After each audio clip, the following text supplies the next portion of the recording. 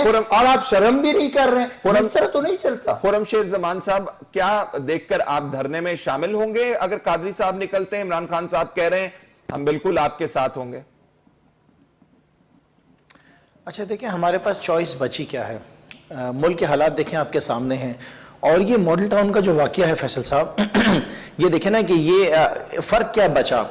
جو کچھ انڈیا کے اندر، جو کچھ انڈیا کرتا ہے اپنا کشمیریوں کے ساتھ، یا جو کچھ اسرائیل کرتا ہے فلسطینیوں کے ساتھ، وہی کچھ ہم نے دیکھا نا.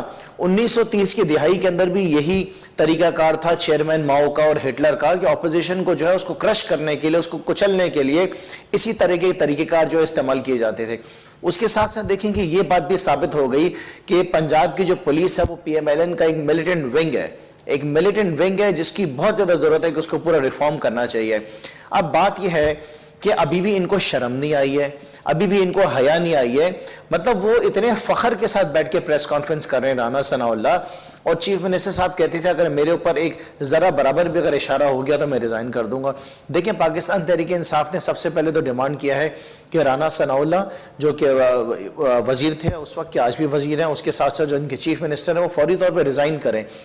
یہ جو انہوں نے بدماشی لگائی لاہور کے اندر، یہ فائرنگ کے آرڈرز دیے کس نے؟ یہ آرڈرز تو ڈائریکٹلی شہباز شریف کی طرف سے آئے ہیں. رانا ثناء اللہ تو اس کے اندر سارے مین کردار ہیں. پاکستان تحریک انصاف بالکل ان کے دھرنوں کے اندر بیٹھے گی، بالکل ان کا ساتھ دے گی.